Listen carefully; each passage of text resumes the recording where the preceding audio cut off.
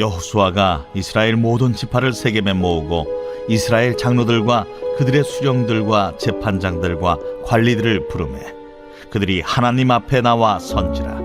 여호수아가 모든 백성에게 이르되 이스라엘의 하나님 여호와께서 이같이 말씀하시기를 옛적에 너희의 조상들 곧 아브라함의 아버지 나홀의 아버지 데라가 강 저쪽에 거주하여 다른 신들을 섬겼으나 내가 너희의 조상 아브라함을 강 저쪽에서 이끌어내어 가나안 온 땅에 두루 행하게 하고 그의 씨를 번성하게 하려고 그에게 이삭을 주었으며 이삭에게는 야곱과 에서를 주었고 에서에게는 세일산을 소유로 주었으나 야곱과 그의 자손들은 애굽으로 내려갔으므로 내가 모세와 아론을 보내었고 또 애굽에 재앙을 내렸나니 곧 내가 그들 가운데 행한 것과 같고 그 후에 너희를 인도하였내었노라. 내가 너희의 조상들을 애굽에서 인도하였내어 바다에 이르게 한즉 애굽 사람들이 병거와 마병을 거느리고 너희의 조상들을 홍해까지 쫓아오므로 너희의 조상들이 나 여호와께 부르짖기로 내가 너희와 애굽 사람들 사이에 흑암을 두고 바다를 이끌어 그들을 덮었나니 내가 애굽에서 행한 일을 너희의 눈이 보았으며 또 너희가 많은 날을 광야에서 거주하였느니라. 내가 또 너희를 인도하여 요단 저쪽에 거주하는 아모리 족속의 땅으로 들어가게 하매 그들이 너희와 싸우기로 내가 그들을 너희 손에 넘겨주매 너희가 그 땅을 점령하였고 나는 그들을 너희 앞에서 멸절시켰으며 또한 모압 왕 십볼의 아들 발락이 일어나 이스라엘과 싸우더니 사람을 보내어 부올의 아들 발람을 불러다가 너희를 저주하게 하려 하였으나 내가 발람을 위해 듣기를 원하지 아니하였으므로 그가 오히려 너희를 축복하였고 나는 너희를 그의 손에서 건져내었으며 너희가 요단을 건너 여리고에 이른즉 여리고 주민들 곧 아모리 족속과 브리스 족속과 가나안 족속과 헷 족속과 게르가스 족속과 히위 족속과 여부스 족속이 너희와 싸우기로 내가 그들을 너희의 손에 넘겨주었으며 내가 왕벌을 너희 앞에 보내어 그 아모리 족속의 두 왕을 너희 앞에서 쫓아내게 하였나니 너희의 칼이나 너희의 활로서 이같이 한 것이 아니며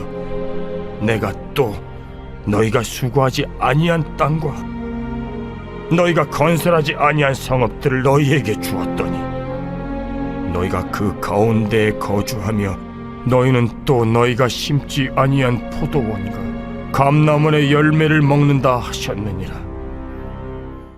할렐루야. 한 해의 끝자락에 놓인 이 시기에 여호수아서의 마지막을 묵상하는 것이 참 의미가 있습니다. 주시는 말씀 안에서 한 해를 믿음으로 잘 마무리하실 수 있으시기를 축복합니다. 출애굽 시작부터 가나안 정착에 이르기까지 자신의 그 모든 사명을 온전히 완수한 여호수아였습니다. 오늘 우리는 그런 여호수아의 마지막 고별 설교를 통해 한 해를 마무리하는 이 시점에 우리가 꼭 점검해 봐야 할 아주 중요한 신앙적인 가치를 발견하게 됩니다. 먼저 그 첫 번째 점검 사항은 바로 주의 약속의 말씀이 어떻게 올 한 해 우리들의 삶에서 성취되었는가, 바로 이것을 점검해야 한다는 겁니다. 우리가 다 알고 있는 대로 여호수아는 아주 대단한 인물이었습니다. 그는 출애굽에서부터 광야 40년 여정 중에 모세를 보필했던 사람이었습니다. 그리고 나아가 위대한 그 모세조차도 결코 경험치 못했던 가나안 정착이라고 하는 이 대업을 일군 지도자가 되었습니다. 이스라엘의 굴곡진 역사의 그 한복판에 있었던 그는 이런 면에서 참 자랑할 것도 많고 또한 인간적으로 기념할 만한 사건도 많았을 겁니다. 그런데 그랬던 여호수아가 오늘 고별 설교에서는 다른 걸 자랑하지 않습니다. 그는 그저 지금까지 자신과 이스라엘 백성들에게 하나님이 베푸신 은혜에 대해서만 아주 고집스럽게 고백하고 있을 뿐입니다. 5절에서부터 13절까지 그는 아주 일관되게 출애굽에서부터 가나안 정착에 이르기까지 그 모든 여정을 하나님이 하셨습니다. 하나님이 신실하게 이끄셨다는 이 사실들, 자신이 경험했던 그 하나님 은혜의 역사에 대해서만 고백할 뿐입니다. 그런데 오늘 우리가 이런 말씀들 중에서 특히 주목해서 봐야 할 부분은 바로 그 앞부분 2절 말씀입니다. 2절에서 여호수아는 하나님이 자신들의 조상 아브라함에게 약속의 말씀을 주셨고 그 약속을 어떻게 성취하셨는지 그것을 강조합니다. 그러면서 3절에 이렇게 말합니다. 우리가 지금 정착한 이 가나안이 어떤 곳이냐? 하나님이 우리 조상 아브라함에게 언젠가 그의 씨를 크게 번성하게 하심으로 이 땅에서 살게 하시고자 이삭을 주시면서 약속하셨던 땅이었다. 이렇게 말합니다. 여러분, 그러니까 그는 지금 이 고별 설교에서 가나안 정착이라고 하는 이 쾌거가 하나님의 약속이 성취된 사건이라는 것을 아주 분명하게 자랑코자 했던 겁니다. 가나안 정착의 대업이 자신의 업적이 아님을 공표함과 동시에 이 사건이 우리에게서 하나님의 약속의 말씀이 성취된 사건임을 분명하게 하고 있는 겁니다. 사랑하는 성도 여러분, 한 해를 정리하면서 우리가 점검하고 돌아봐야 할 사항이 바로 이것이 되어야 합니다. 주님이 대체 올 한 해 내가 걸어온 그 모든 시간과 또 만남과 사건들, 그리고 모든 인간관계들을 통해 얼마만큼 하나님 당신의 말씀을 이루셨고 또 성취해 가셨는가? 그래서 나는 이 과정에서 얼마나 하나님의 신실하심과 사랑의 성품을 잘 발견해 왔는가? 그리고 그렇게 함으로 우리가 얼마나 하나님과 더 가까워졌으며 주님의 성품으로 다듬어지고 또 내가 성숙해졌는가? 이것을 복기해 봐야 한다는 겁니다. 여러분, 그렇지 않는다면요, 우리에게 다가올 새해는 그저 달력 하나를 새롭게 교체하는 것일 뿐 아무런 다른 의미가 없게 될 겁니다. 아무리 새해가 되고 또 새날이 와도 여전히 자기중심적인, 그리고 고집스럽게 사고하고 욕구불만 속에서 늘 불만족스러운 그런 삶을 되풀이하게 될 뿐일 것이기 때문입니다. 그러니 바라기는 오늘 도전하시는 하나님의 그 일하심, 또한 주의 약속의 말씀 안에서 한 해의 모든 삶을 깊이 복기해 보실 수 있기를 우리 주님의 이름으로 축복합니다. 그렇게 할 때 우리에게 주어졌던 2025년이 하나님 안에서 너무나도 소중한 시간과 의미들이었음이 드러나게 될 줄 믿습니다. 두 번째로 우리가 점검해 봐야 할 사실은 지금의 내가 있고 또 지금 내 삶이 있기까지 하나님이 대체 무슨 일을 하셨는지 이것을 기억해 보는 것, 바로 이게 필요하다는 겁니다. 여러분, 깊이 생각을 해보면요, 신앙생활은 사실 다른 게 아닙니다. 바로 기억하는 것입니다. 앞서 저는 가나안 정착을 완수한 이 여호수아가 이 고별 설교를 통해서 그저 하나님이 지금까지 자신들과 무슨 일을 행하셨는지 이것을 세세하게 나열했다고 했습니다. 여러분, 그게 사실상 이 여호수아의 고별 설교의 전부입니다.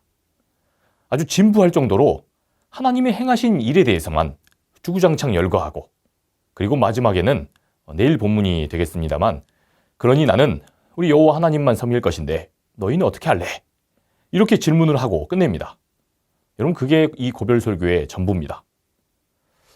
여러분, 그런데요, 바로 여기에 아주 중요한 신앙생활의 의미가 담겨 있습니다. 이스라엘의 그 모든 역사를 살펴보면요, 사실 이스라엘 백성들에게서 항상 문제는 이들이 기억하지 못했을 때 벌어졌습니다. 이후에 펼쳐질 그 사사시대를 보십시오. 이스라엘은 주님 행하신 그 은혜를 기억해내지 못합니다. 그걸 기억하지 못하게 되자 이들은 가나안 문화에 쉽게 동화돼 버립니다.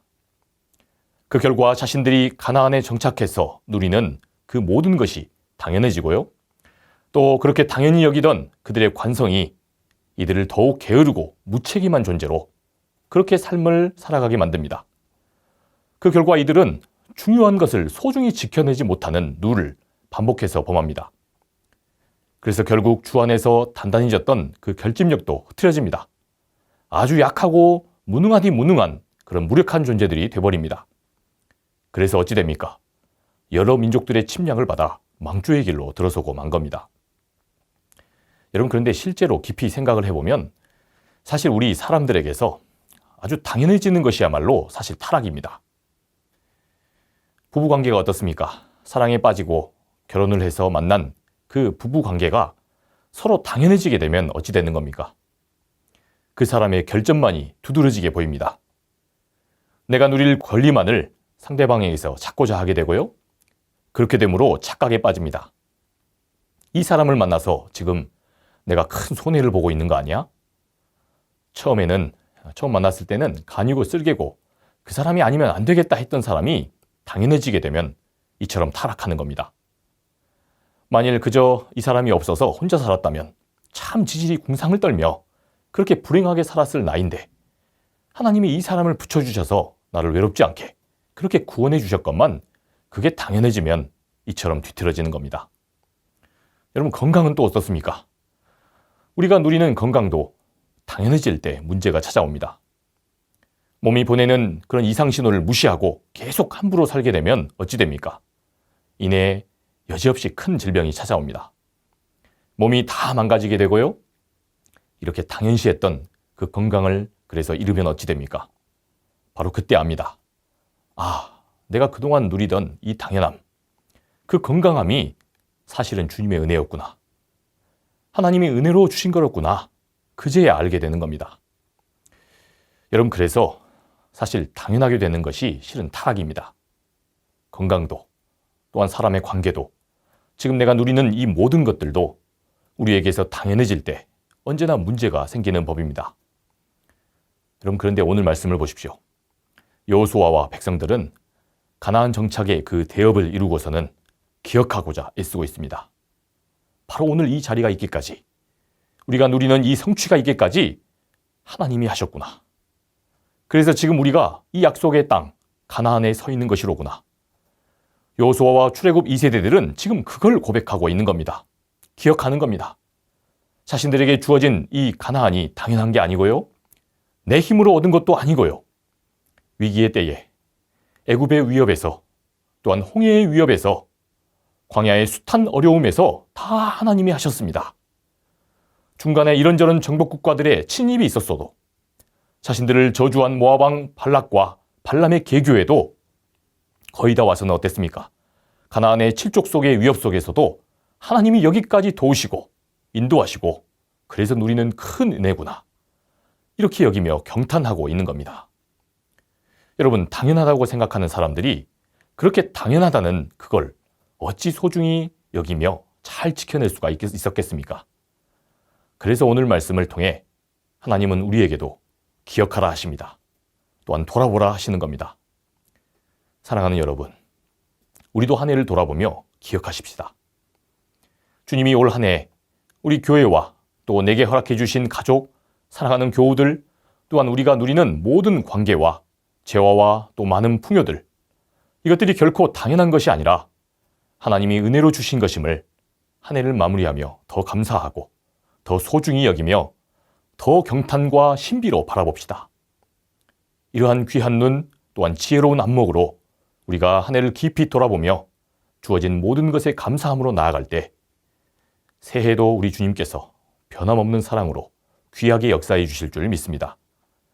바라기는 그렇게 하나님 이루신 약속의 말씀을 헤아리고 주님이 우리에게 행하신 놀라운 은혜를 기억하심으로 한 해를 잘 마무리하며 희망과 소망의 한 해를 열어가시기를 우리 주님의 이름으로 축원합니다. 기도하겠습니다. 주님, 은혜를 감사합니다. 오늘 주신 말씀 안에서 한 해를 돌아보며 주님 앞에 깊이 묵상합니다. 올 한 해 동안 우리에게서 성취하신 주님의 말씀이 무엇인지, 우리에게 베푸신 그 은혜가 무엇인지를 기억할 수 있는 우리가 되게 하여 주시옵소서.